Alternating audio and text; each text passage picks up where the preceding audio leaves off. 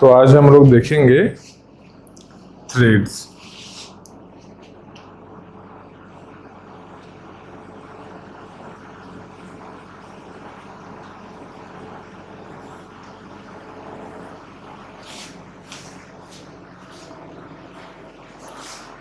तो थ्रेड्स का मतलब क्या है? नया नाम है, पहले नहीं कभी आया है, पहली बार आया है। सबसे पहला बात तो कि थ्रेड्स है क्या?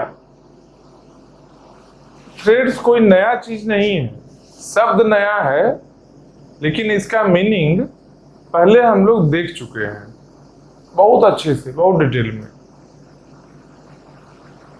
वो लोग कभी बोले नहीं, क्यों? क्योंकि थ्रेड्स है जो, याद करो, हम लोग प्रोसेस या प्रोग्राम देखे थे ना। प्रोसेस या प्रोग्राम देखे हैं ना। तो मान लो एक प्रोसेस है, प्रोसेस 1। तो इस प्रोसेस को ही छोटा छोटा पार्ट में डिवाइड करना। T1, T2, T3, T4, ये क्या है? T1, T2, ये सब क्या है? थ्रेड्स है। तो मतलब प्रोसेस का ही एक छोटा रूप है। प्रोसेस का सब डिवीजन जब हम किए हैं, से प्रोसेस क्या है? कोड होगा, कोड ही था ना। जब न्यू स्टेट में आया है, क्रिएट जब हुआ प्रोसेस, क्रिएट होने के बाद प्रोग्राम है जो प्रोसेस बन गया था। प्रोग्राम क्या था? कोड है ना, मल्टीपल लाइंस का। अब इसमें ही डिवीजन किया गया है, एक थ्रेड, एक थ्रेड, एक थ्रेड।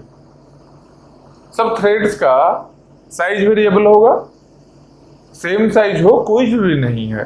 मान लो 100 लाइंस ऑफ कोड है टोटल एक प्रोग्राम में, तो 5 थ्रेड है। इसका मतलब ये नहीं है कि 20 लाइंस ईच थ्रेड हुआ, नहीं। किसी में ज्यादा हो सकता है, कम हो सकता है, और इक्वल भी हो सकता है, कुछ भी हो। लेकिन नंबर ऑफ इंस्ट्रक्शंस, मान लो इसमें 100 इंस्ट्रक्शन है, तो नंबर ऑफ इंस्ट्रक्शन थ्रेड में कम होगा।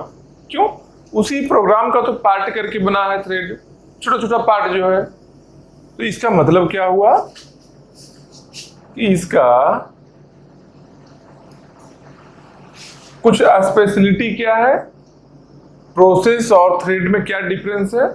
इसमें स्पेशलिटी यही है जो नंबर ऑफ इंस्ट्रक्शन लेस होगा। नंबर ऑफ इंस्ट्रक्शन, मान लो इसमें 100 इंस्ट्रक्शन है, तो ये T1 है, ये T2 है, T3 है, 100 में ही 3 है, ऑब्वियसली कम हुआ क्योंकि सब डिवीजन है। तो बोलो ऐसा पॉसिबल है क्या? एक प्रोग्राम है, ये पूरा ही एक थ्रेड हो। जैसे यहाँ पर एक प्रोग्राम था, 100 लाइंस ऑफ कोड है, तो इसमें 3 थ्रेड था, T1, T2 और T3। तो एक और प्रोग्राम ऐसा हो सकता है जो है तो प्रोग्राम, लेकिन इसके अंदर में एक ही थ्रेड है। समझ रहे हो बात? तो इसको क्या बोलेंगे? इसको बोलेंगे single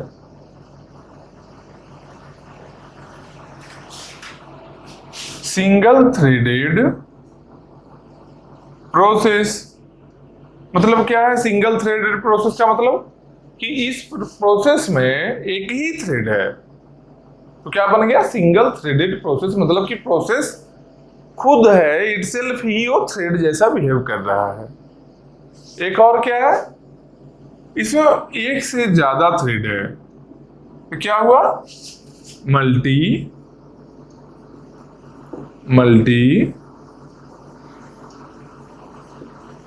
threaded process.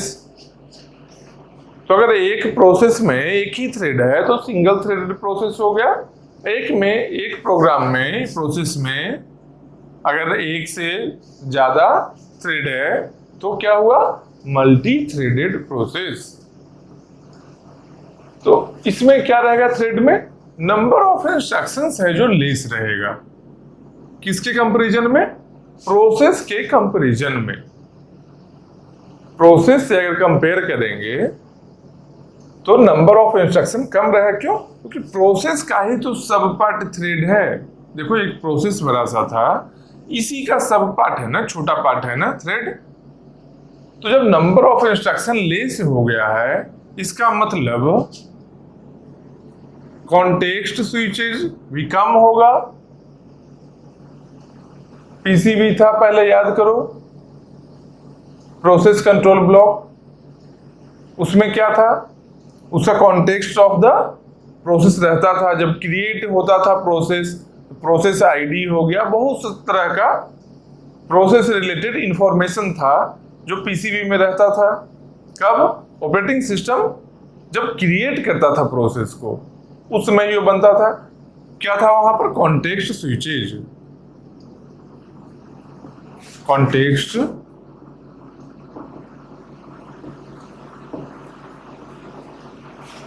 Switches less. मतलब क्या?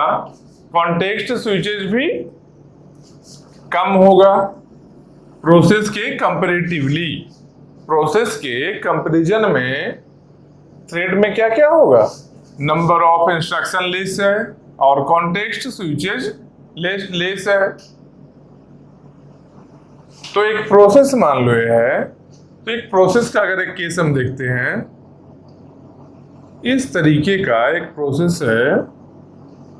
एक कॉन्टेक्स्ट स्विचिंग हुआ, मान लो P1 है, ए P2 है और ए है कॉन्टेक्स्ट स्विच प्रोसेस। मतलब क्या? Context switching time of the process. मान लो P1 से P2 गया, इसका मतलब क्या था? जब प्रोसेस का स्टेट चेंज होता था प्रोसेस स्टेट साइकिल में, तो क्या था? कॉन्टेक्स्ट स्विच को सेव करना है, यही होता था ना। सबका सब प्रोसेस का जो कॉन्टेक्स्ट स्विच रहेगा उसको सेव करना होता था, तो एक टाइम लगता था उसके लिए। तो वही टाइम है जो कॉन्टेक्स्ट स्विचेज फॉर प्रोसेस। और एक और मान लो सेम इसी फॉर्मेट में, जो एक थ्रेड है T1, यहाँ है T2 और ये है context switching time of thread CST मान लो, थ्रेड के लिए है। तो ये दोनों में क्या रिलेशन होगा? तो ये दोनों में रिलेशन क्या है? Context switching time of thread is extremely lesser than context switching time of process. कम होगा। क्यों कम होगा टाइमिंग? कॉन्टेक्स्ट स्विचिंग टाइम कम क्यों होगा थ्रेड के लिए? क्यों? क्योंकि नंबर ऑफ इंस्ट्रक्शन ही लेस है, कॉन्टेक्स्ट स्विच भी लेस है। नंबर ऑफ कॉन्टेक्स्ट अगर लेस होगा तो स्विचिंग टाइम भी कम होगा, ऑब्वियस सी बात है। तो इसका मतलब क्या लग रहा है देखकर कि अच्छा, जब कॉन्टेक्स्ट स्विचिंग टाइम कम है, नंबर ऑफ इंस्ट्रक्शन कम है और कॉन्टेक्स्ट भी कम है, इसका मतलब जो जब कभी ये थ्रेड रनिंग स्टेट में जाएगा, तो एक प्रोसेस को रन करने के लिए जितना टाइम लगता था ना, कुछ भी टाइम रहे, जो बस टाइम होता था उसका, CPU टाइम जिसको बोलते थे, जो रनिंग स्टेट में लगता था, तो जो भी टाइम लग रहा होगा। लेकिन अब जब एक प्रोसेस थ्रेड्स में जब डिवीजन हो गया है, तब तो नंबर ऑफ इंस्ट्रक्शन कम है ना, तो जो भी इसका बर्स्ट टाइम होगा या कंप्लीशन टाइम ही मान लेते हैं, बर्स्ट टाइम है, जितना भी स्टेट में सारा ये ऑपरेशन करे, कुछ भी करे हो, तो कंप्लीशन टाइम थ्रेड के लिए तो कम होगा ना, क्योंकि नंबर ऑफ इंस्ट्रक्शन कम है तो जल्दी एग्जीक्यूट होगा। जैसे नंबर ऑफ इंस्ट्रक्शन कम होगा, एक प्रोसेस है जिसमें 100 नंबर ऑफ इंस्ट्रक्शन था। अब मान लो T1 में 15 है, 15 इंस्ट्रक्शन है केवल थ्रेड 1 में, तो 15 है। जब 100 इंस्ट्रक्शन को एग्जीक्यूट करना है, एक जगह केवल 15 इंस्ट्रक्शंस को एग्जीक्यूट करना है, तो ऑब्वियस सी बात है 15 वाला फास्टर होगा, कम टाइम में होगा। तो कम टाइम में हो रहा है मतलब कि रिस्पॉन्स जल्दी आ रहा है ना, तो रिस्पॉन्स जल्दी आ रहा है, इसका मतलब क्या हुआ, रिस्पॉन्सिवनेस ज्यादा होगा थ्रेड का, मतलब कि जल्दी जल्दी कंप्लीट होगा। तो प्रोसेस थ्रेड में डिफरेंस समझ गए, नंबर ऑफ इंस्ट्रक्शन थ्रेड में कम होगा, कॉन्टेक्स्ट स्विचेस कॉन्टेक्स्ट कम होगा, कॉन्टेक्स्ट स्विचिंग टाइम थ्रेड का बहुत ही कम होगा प्रोसेस के कंपैरिजन में। हाँ, एक सिंगल थ्रेडेड प्रोसेस भी हो सकता है कि एक प्रोसेस है उसमें केवल एक ही थ्रेड है, और एक मल्टी थ्रेडेड प्रोसेस होता है, जैसे एक प्रोसेस है उसमें मल्टीपल थ्रेड्स है। कोई ऐसा फिक्स नहीं है कि एक प्रोसेस है इसमें मल्टीपल थ्रेड्स ही होगा, नहीं, छोटा प्रोसेस है, हो सकता है सिंगल थ्रेड ही रहे। समझ रहे हो बात? तो थ्रेड एक तरह का प्रोसेस ही है, प्रोसेस का एक छोटा रूप है। बोलो T1, T2, T3 तीन थ्रेड है, एक प्रोसेस यहाँ है, ये तीनों में क्या रिलेशन होगा? हाँ, इसमें रिलेशन हो सकता है। क्यों? क्योंकि सेम कोड है ना, 100 लाइंस ऑफ कोड था ना, उसको डिवाइड कर रहे हैं ना, तो किस तरीके से डिवाइड किया गया है, किस तरीके से इसको डिवाइड किया गया T1, T2, T3 में, इसमें डिफरेंस आ सकता है। क्योंकि पहले क्या था, 100 लाइंस ऑफ कोड है, तो कहीं भी इनपुट आउटपुट करवा कर इसको एग्जीक्यूट कर रहे थे। अब इसको 3 पार्ट में डिवाइड करना है, तो 3 पार्ट में डिवाइड करना है। जब इसको 2 तरीके से डिवाइड कर सकते हैं, एक क्या कि एक थ्रेड का दूसरे थ्रेड पर कुछ डिपेंडेंसी रहे, एक क्या तीनों इंडिपेंडेंट रहे। समझ रहे हो बात? जब एग्जीक्यूशन होगा तो कुछ ना कुछ इनपुट आउटपुट करेगा, कुछ इनपुट लेगा, फिर एग्जीक्यूट करेगा, उस इनपुट के अकॉर्डिंग कुछ आउटपुट देगा। तो मान लो जहां इनपुट ले रहा था वो कोड यहाँ पर है और आउटपुट यहाँ पर ले रहा था, और इस इनपुट पर कुछ और ऑपरेशन करके आउटपुट जनरेट करना था। तो कोड को अगर वैसे डिवाइड कर देंगे तो क्या डिपेंडेंट है ना, क्योंकि ये जो इनपुट लिया है फिर एक कुछ आउटपुट देगा, तो इसके आउटपुट को प्रोसेस ये कहीं ना कहीं करेगा, मतलब एक डिपेंडेंसी दोनों में बना हुआ है ना। तो थ्रेड डिपेंडेंट है या नहीं है, ये 2 तरह का होगा इसके डिपेंडेंसी को लेकर। तो क्या क्या वेरिएशन है? एक होता है यूजर लेवल थ्रेड और एक होता है कर्नेल लेवल थ्रेड। तो बोलो दोनों में क्या डिफरेंस है? हाँ, दोनों में डिफरेंस क्या है? नाम से क्या लग रहा है?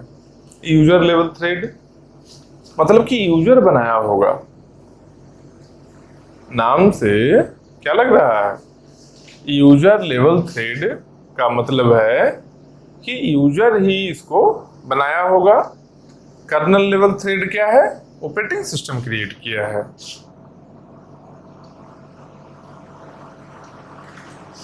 तो यूजर लेवल थ्रेड और कर्नेल लेवल थ्रेड में कुछ डिफरेंस भी होगा। जब 2 जगह क्रिएशन है, दोनों में कुछ ना कुछ डिफरेंस आना ही है। तो देखेंगे हम लोग क्या क्या डिफरेंस आएगा। पहले इसमें लिख लेते हैं क्या, टाइप्स ऑफ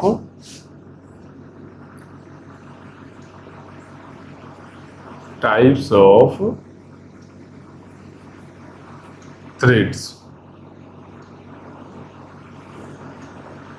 एक यहां, एक यहां, एक है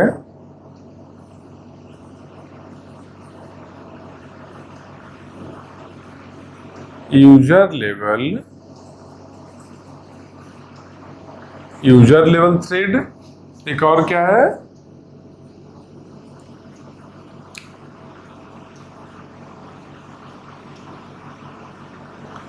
कर्नेल लेवल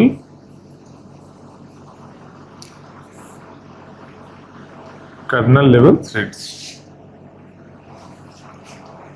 दो तरह का होगा थ्रेड, दो टाइप्स का है, टाइप्स ऑफ थ्रेड्स। एक है यूजर लेवल थ्रेड्स और एक है कर्नल लेवल थ्रेड्स। तो यूजर लेवल थ्रेड्स में क्या होगा,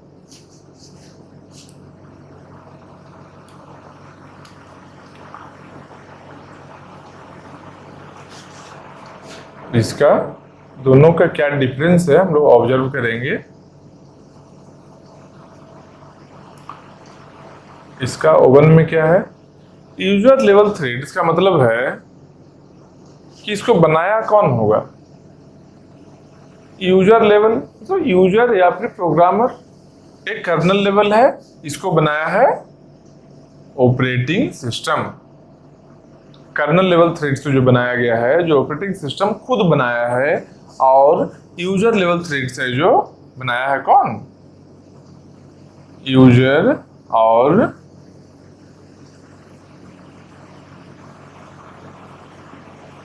प्रोग्रामर। यूजर या फिर प्रोग्रामर बोलो, वो यूजर लेवल थ्रेड्स का डिवीजन किया है। अब थ्रेड्स वाले में क्या क्या पॉइंट है, रिस्पॉन्सिवनेस हो गया, faster response, context switching time faster. एक और चीज क्या देखेंगे, जो थ्रेड्स का ए डिफरेंस हम लोग देखेंगे, ए डिफरेंस हम लोग देखेंगे। इससे पहले थ्रेड्स का क्या क्या प्रॉपर्टीज है वो देखते हैं। तो यहां लिखते हैं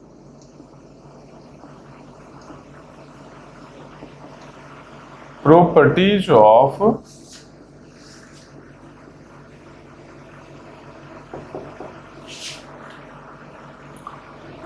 ऑफ थ्रेड्स। इसे हम ब्लैक से लिखते हैं। एक क्या,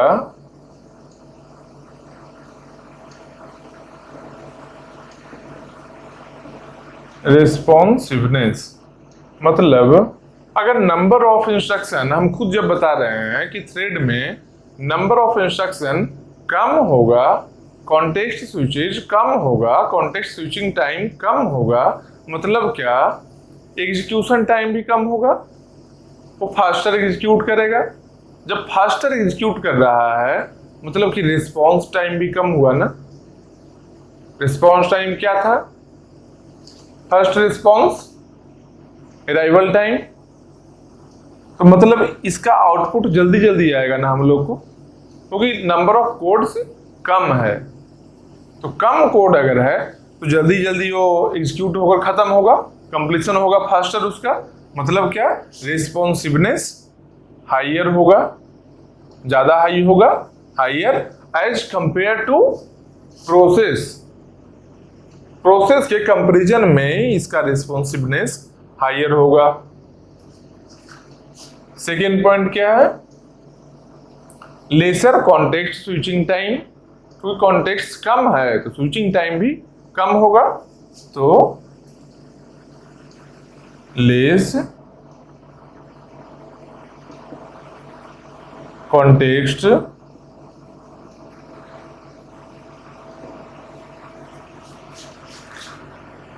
switching time, context switching time कम होगा किसके कंपैरिजन में, प्रोसेस के कंपैरिजन में। एक थ्रेड का कॉन्टेक्स्ट स्विचिंग टाइम दूसरे थ्रेड से भी डिफरेंस हो सकता है, इक्वल भी हो सकता है, डिफरेंस भी हो सकता है, दोनों में दोनों डिफरेंट हो सकता है, लेकिन प्रोसेस के कंपैरिजन में थ्रेड का ये स्विचिंग टाइम कम होगा। उसके बाद क्या है, थर्ड में क्या है, जो अगर मल्टी प्रोसेसर सिस्टम है, मल्टी प्रोसेसर सिस्टम का मतलब क्या हुआ, एक सिस्टम है, पहले हम लोग क्या देख रहे थे, एक प्रोसेसर मतलब एक रनिंग स्टेट होता था ना, हा? एक रनिंग स्टेट था ना। मान लो मल्टी प्रोसेसर सिस्टम लिया है, एक से ज्यादा मल्टीपल रनिंग स्टेट अगर इसमें है, मतलब कि एक से ज्यादा सीपीयू है, मल्टीपल सीपीयू है, मल्टीपल प्रोसेसर है, इसका मतलब क्या है कि पैरेलल में दो प्रोसेस को एग्जीक्यूट करवा सकते हैं ना। मान लो एक ही प्रोसेस है, तब तो एक ही जगह जाएगा वो। अगर एक प्रोसेस है हम लोग के पास P1, तो एक ही प्रोसेसर में वो एग्जीक्यूट होगा। लेकिन अगर इसका हम लोग थ्रेडिंग करते हैं, मल्टी थ्रेड्स में डिवीजन करते हैं, तब क्या होगा, कुछ थ्रेड T1 मान लो यहाँ आया, T2 यहाँ आया, दोनों डिवाइड होकर कुछ यहाँ एग्जीक्यूट पैरेलल में होगा। मतलब क्या है, मल्टी प्रोसेसर सिस्टम का इफिशिएंट यूटिलाइजेशन होगा। क्योंकि अगर सिंगल प्रोसेस रहता तो प्रोसेसर कितना भी रहे, एक ही प्रोसेस है, किसी एक प्रोसेस को अलॉट होगा, उसके बाद वहां ही रन करेगा, एग्जीक्यूट करेगा, जो भी टाइम लगे। लेकिन मल्टीपल थ्रेड्स होने के कारण कुछ थ्रेड एक प्रोसेसर में आया, कुछ और थ्रेड्स दूसरे प्रोसेसर में चला गया। इसका मतलब क्या है, efficient utilization of multi processor system, ज्यादा बेटर यूटिलाइजेशन हुआ। तो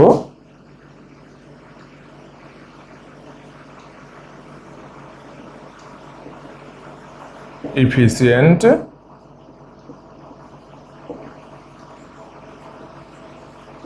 utilization of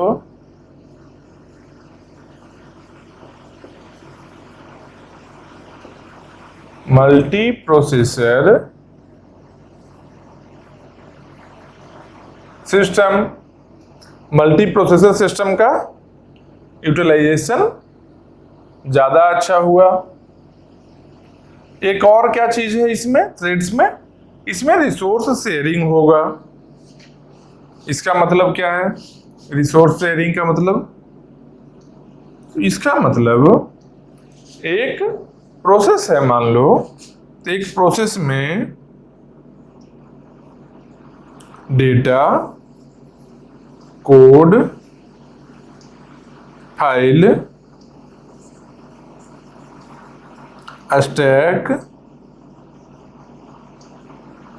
रजिस्टर, मान लो एक प्रोसेस में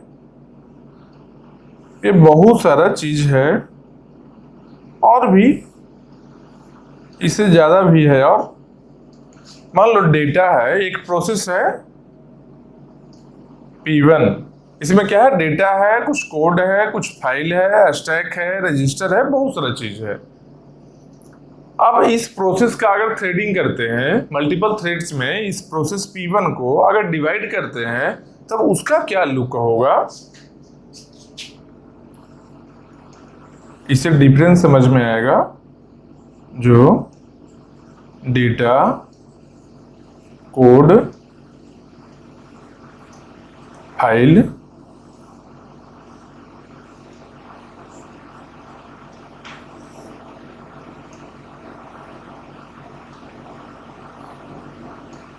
यहां से करो, कहीं ऐसा ना इंटरप्रेट हो जाए, पार्टीशन कॉमन है दोनों का, T1, T2, T3, मान लो ऐसा और भी है। इसमें क्या होगा, स्टैक, रजिस्टर, स्टैक और रजिस्टर, स्टैक, रजिस्टर। ये P1 प्रोसेस है, यहां भी प्रोसेस P1 है था, लेकिन उसको थ्रेड में डिवाइड किया गया, T1, T2, T3। तो एक प्रोसेस में क्या क्या होगा, डेटा होगा, कोड होगा, फाइल होगा, स्टैक और रजिस्टर, जितना भी बहुत सारा चीज इसमें होगा एक प्रोसेस के लिए। लेकिन जब इसको मल्टीपल थ्रेड्स में डिवाइड करेंगे, तब क्या होगा, डेटा और कोड और फाइल कॉमन ही होगा सब थ्रेड के लिए।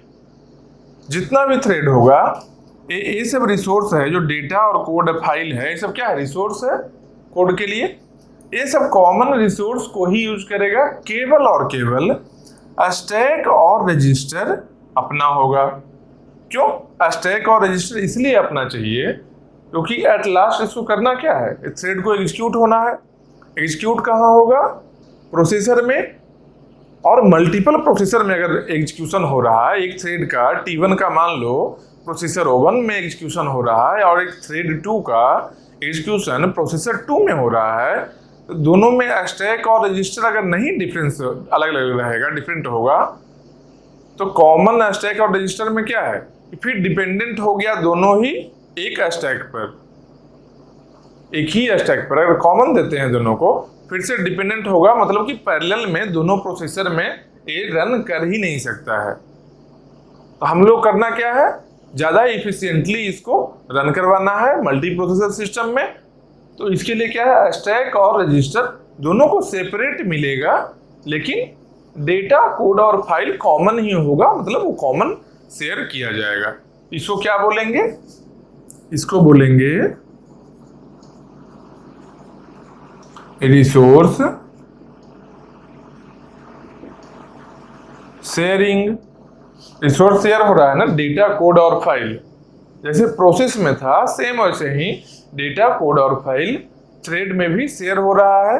बाकी अपना स्टैक और रजिस्टर अपना अपना थ्रेड का इंडिविजुअल है। तो ये हो गया क्या, रिसोर्स शेयरिंग। देखो प्रोसेस और थ्रेड में क्या क्या डिफरेंस है, ज़्यादा फास्टर रिस्पॉन्स मिल रहा है, कंप्लीशन टाइम कम है इसका, और कॉन्टेक्स्ट स्विचिंग टाइम भी कम है क्योंकि नंबर ऑफ कॉन्टेक्ट्स कम है, और efficient utilization of multi processor system, ज़्यादा एफिशिएंटली यूज हो रहा है मल्टी प्रोसेसर सिस्टम में, और रिसोर्स को भी शेयर कर रहा है, जैसे कोड हो गया, डेटा हो गया, फाइल हो गया, इस सब को शेयर कर रहा है। और इसका थ्रूपुट क्या होगा, थ्रूपुट क्या होगा,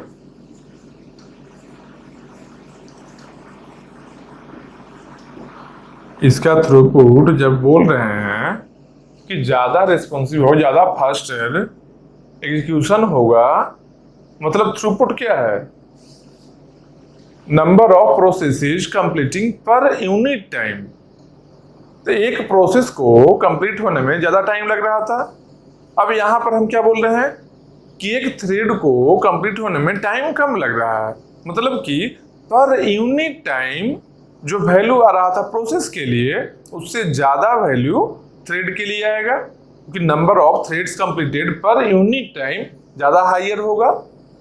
क्यों, क्योंकि थ्रेड छोटा है, उसका एग्जीक्यूशन कंप्लीट होने में टाइम कम लगता है। मतलब क्या है, थ्रूपुट क्या होगा, थ्रूपुट हाई होगा।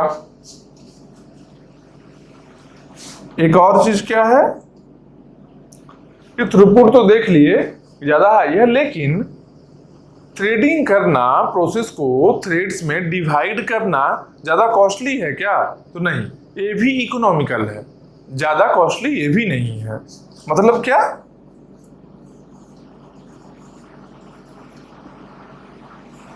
इकोनॉमिकल है थ्रेडिंग करना भी।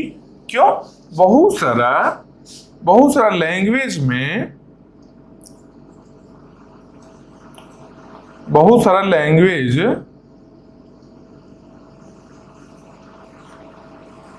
सारा लैंग्वेज का एपीआई है जिसके थ्रू हम लोग थ्रेडिंग कर सकते हैं, एक प्रोसेस को मल्टीपल थ्रेड्स में डिवाइड कर सकते हैं। जैसे जावा का है, जावा एपीआई,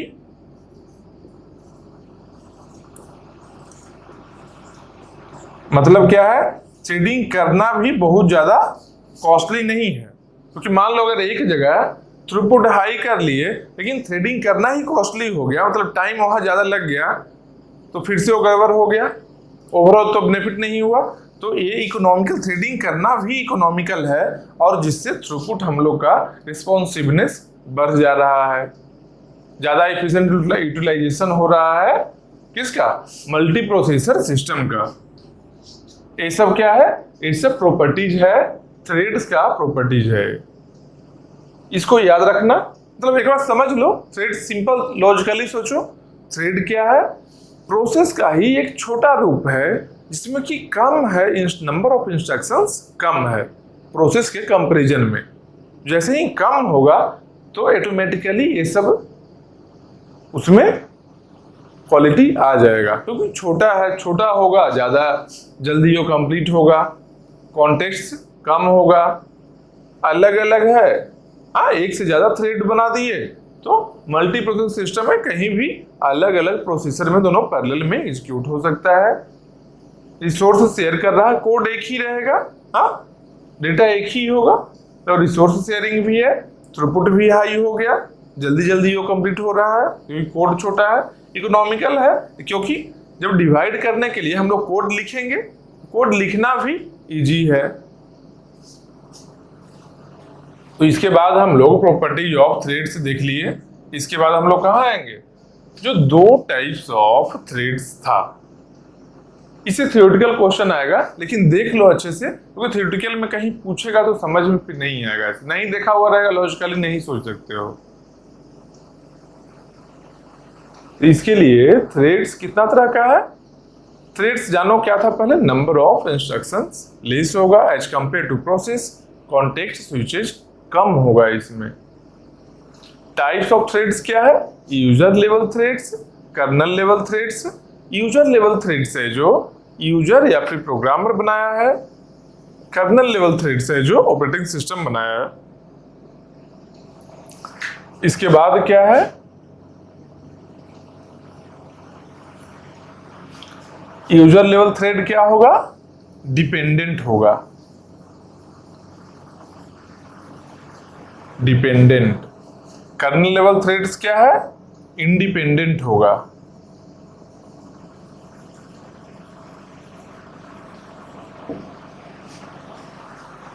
इसका मतलब क्या है, अगर यूजर लेवल थ्रेड्स में मान लो एक प्रोग्राम को P1 को अगर एक से ज्यादा मान लो T1, T2, T3 तीन थ्रेड में डिवाइड किए हैं, तो अगर T1 इनपुट आउटपुट के लिए जाता है केवल एक थ्रेड T1, तो बाकी T2 और T3 भी एग्जीक्यूट नहीं करेगा। अगर T1 इनपुट आउटपुट के लिए जाता है तो T2 और T3 भी ब्लॉक स्टेट में जाएगा, यहां पर किसमें, यूजर लेवल थ्रेड में। जबकि कर्नल लेवल थ्रेड में क्या है कि जो रिमेनिंग कोड इसका होगा वो एग्जीक्यूट कर सकता है।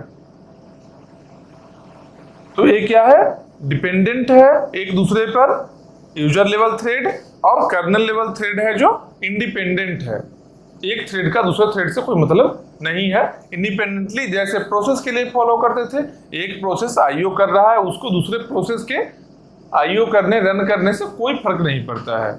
तो कर्नल लेवल थ्रेड्स बनाया कौन है, ऑपरेटिंग सिस्टम बना है। इस तरीके से डिवीजन किया गया है कोड का उसमें थ्रेडिंग के ड्यूरेशन में, कि एक थ्रेड दूसरे थ्रेड से एकदम इंडिपेंडेंटली रन करे, कोई दिक्कत ना आए। इसका मतलब क्या है कि ज्यादा अच्छे तरीके से ज्यादा मेहनत इसमें किया गया है। इसका मतलब क्या हुआ, जो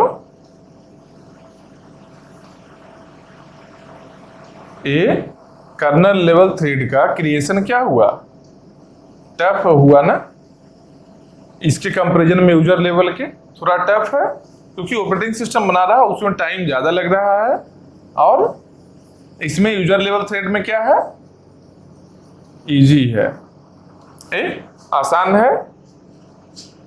क्या आसान है, थ्रेडिंग करना आसान है,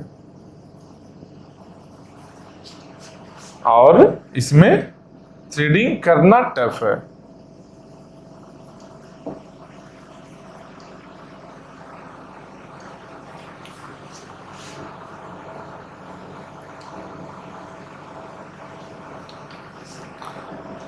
तो इजी है अगर, तो सिंपल जानो कि जब यूजर लेवल थ्रेड को क्रिएट करना इजी है, मतलब कि नंबर ऑफ कॉन्टेक्ट्स भी कम होगा, क्योंकि ये इजीली कोड को डिवाइड किया गया है, तो कॉन्टेक्ट्स भी कम होगा इसमें। मतलब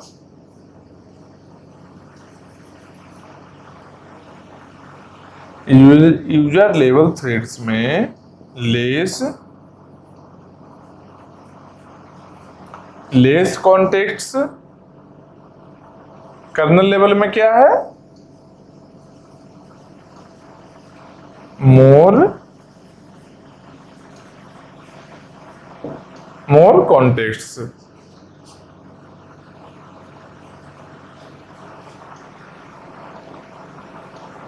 क्योंकि operating system kernel level thread create कौन कर रहा है? ऑपरेटिंग सिस्टम कर रहा है। वो पूरे कोड को बहुत अच्छे तरीके से एनालाइज करके कर रहा है। ये करना थोड़ा टफ है, टाइम टेकिंग है, लेकिन बेनिफिट क्या है इसका? जब एक थ्रेड आईओ ऑपरेशन कर रहा होगा तो बाकी कोड अपना एग्जीक्यूट कर सकता है। तो इस तरीके से कोड का डिवीजन किया गया है कि एक दूसरे पर डिपेंडेंसी मिनिमम हो, ना हो, अपना इंडिविजुअली रन कर ले। इसमें क्या है, उतना टाइम नहीं दिया गया है।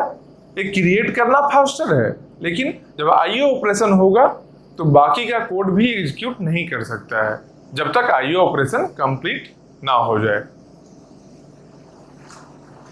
तो user programmer dependent, easy threading, less contacts.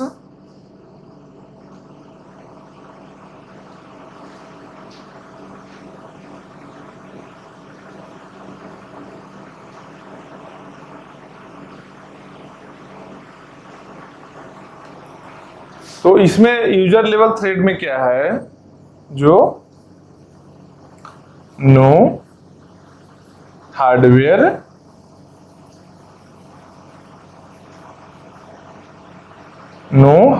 Supports needed. कोई हार्डवेयर सपोर्ट नहीं चाहिए। क्यों? क्योंकि ये हम लोग प्रोग्रामिंग लैंग्वेज एपीआई को यूज करके क्रिएट किए हैं, इसमें कोई हार्डवेयर सपोर्ट हम लोग को नहीं चाहिए। लेकिन कर्नल लेवल थ्रेड में हार्डवेयर सपोर्ट भी चाहिए।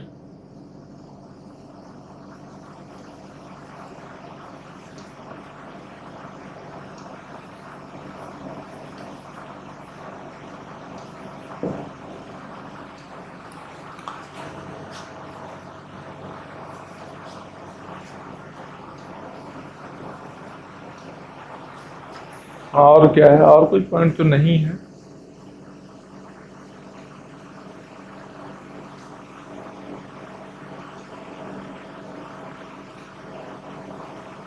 और ये hardware supports needed for scheduling कर सकते हैं, और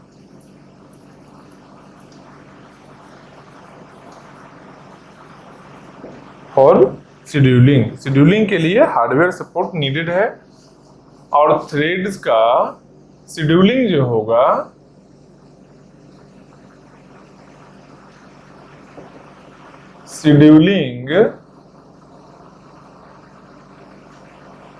scheduling done by gang scheduling.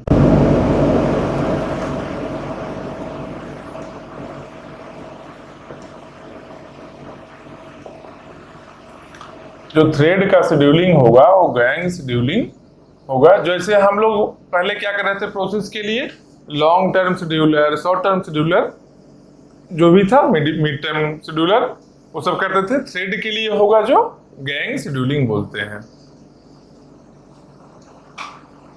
और कोई ऐसा पॉइंट नहीं है।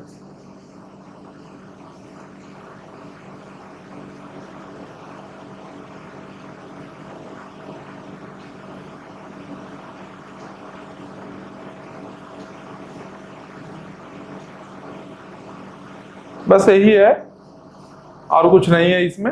हाँ, यहां पर क्या है कि operating system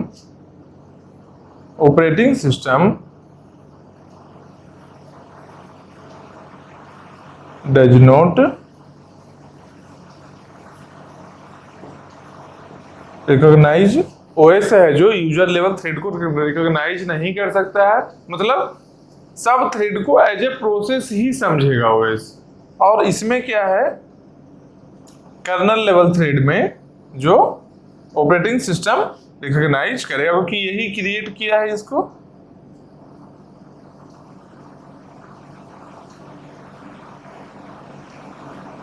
recognised by operating system. ये टाइप्स ऑफ थ्रेड्स है, मेनली दो टाइप का, user level threads, kernel level threads. दोनों का जो डिफरेंस है एक बार देख लेना अच्छे से। इसका मतलब समझ गए हो, यूजर प्रोग्रामर मतलब क्रिएट किया है इसको, डिपेंडेंट होता है, इसमें थ्रेडिंग इजी है, कॉन्टेक्स्ट कम होता है इसमें, हार्डवेयर सपोर्ट नहीं चाहिए शेड्यूलिंग के लिए, और ऑपरेटिंग सिस्टम इसको रिकॉग्नाइज नहीं कर सकता है। और कर्नल लेवल में क्या है, ओएस इसको क्रिएट किया है कर्नल लेवल को, और इंडिपेंडेंट होता है थ्रेड एक दूसरे से। हाँ, ये करना थोड़ा टफ है, टाइम टेकिंग है। टफ का मतलब टाइम टेकिंग, और मोर कॉन्टेक्स्ट इसमें ज्यादा होगा, और हार्डवेयर सपोर्ट चाहिए शेड्यूलिंग करने के लिए।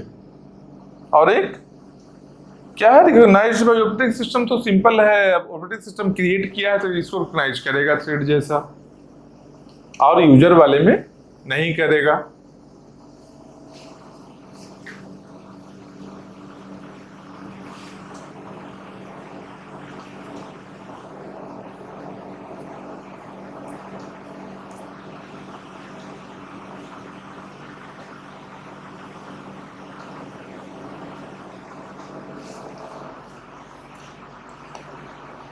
इसके बाद हम लोग क्या देखेंगे,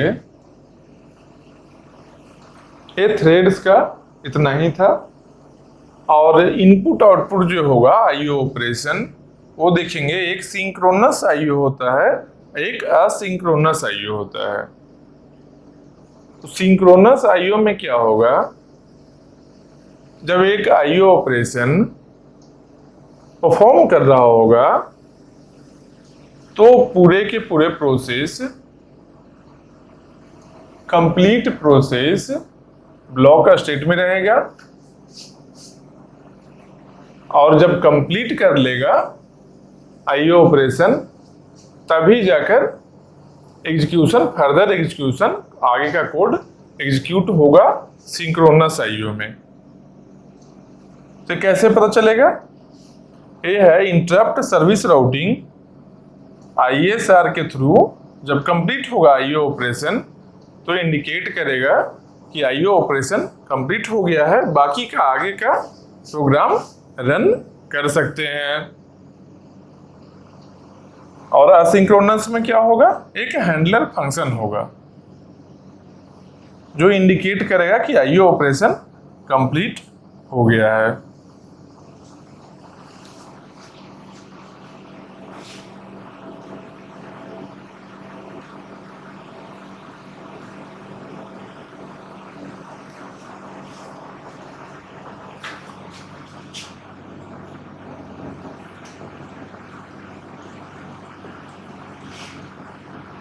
सिंक्रोनस आईओ, एक और क्या है,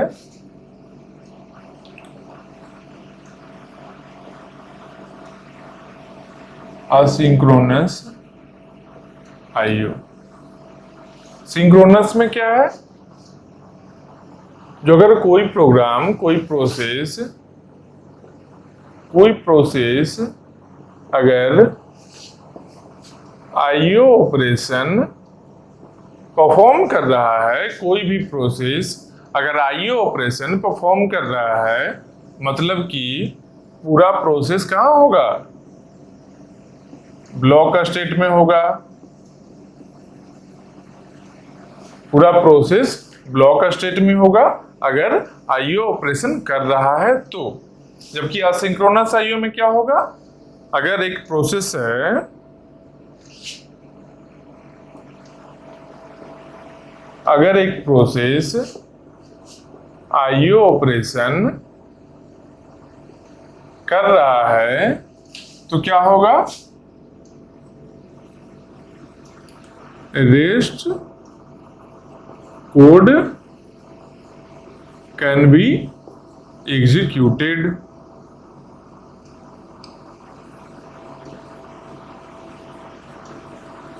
बाकी का कोड है जो असिंक्रोनस आईओ में क्या है, प्रोसेस है जो आईओ ऑपरेशन कर रहा है, तो rest of the code can be executed, मतलब बाकी का कोड एग्जीक्यूशन करेगा अपना।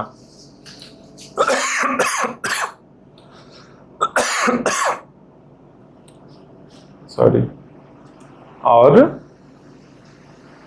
सिंक्रोनस आईओ में क्या है, प्रोसेस जब आईओ ऑपरेशन परफॉर्म कर रहा होगा तब उसका कोई भी कोड का किसी भी पार्ट एग्जीक्यूट नहीं करेगा, पूरा का पूरा प्रोसेस ही ब्लॉक स्टेट में रहेगा। तो इसको इंडिकेट करने के लिए एक चीज रहेगा,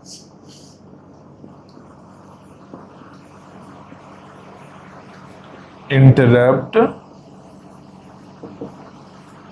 सर्विस राउटिंग, ISR।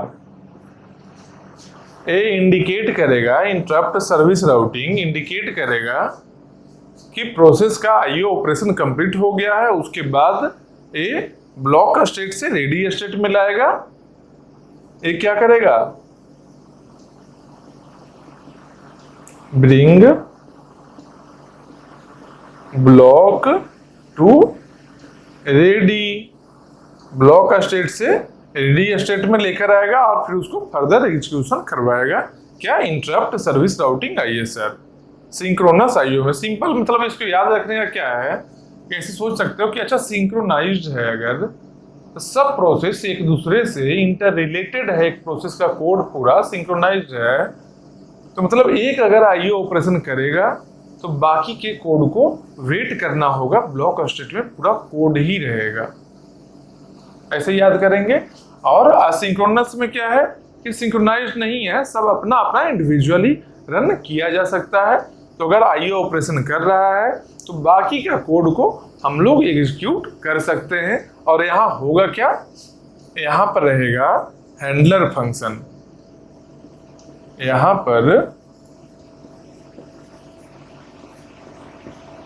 पर हैंडलर फंक्शन होगा जो इसका IO ऑपरेशन को स्टार्ट और एंड के लिए इंडिकेट करेगा, हैंडलर फंक्शन। यही है, इसे थ्योरी क्वेश्चन आ सकता है। सिंक्रोनस में अगर एक कोड रन कर रहा है, प्रोसेस ब्लॉक स्टेट में गया है या नहीं गया है, पूछ सकता है। सिंक्रोनस IO हो रहा था तो IO ऑपरेशन के ड्यूरेशन में ऑप्शन में दे दिया पूरा प्रोसेस ही ब्लॉक स्टेट में चला गया, एक ऑप्शन में नहीं, कोड का प्रोसेस का बाकी का कोड एग्जीक्यूट कर रहा है। दोनों में से कुछ गलत, ऐसा कुछ भी ऑप्शन दे दिया, क्या सही इसमें होगा, इसमें इसका मतलब क्या है, सिंक्रोनस है अगर, इसका मतलब बाकी का कोड भी ब्लॉक स्टेट में होगा, और अगर असिंक्रोनस है तो बाकी का कोड फर्दर एग्जीक्यूशन कर सकता है। तो यहां तक हम लोग, छोटा टॉपिक था एक थ्रेड्स, इसको देख लिए। इसके आगे हम लोग क्या पढ़ेंगे, अगले क्लास में हम लोग देखेंगे क्या, एक बड़ा सा टॉपिक आ रहा है जिससे क्वेश्चन हमेशा आता है। वो टॉपिक क्या है, मेमोरी मैनेजमेंट।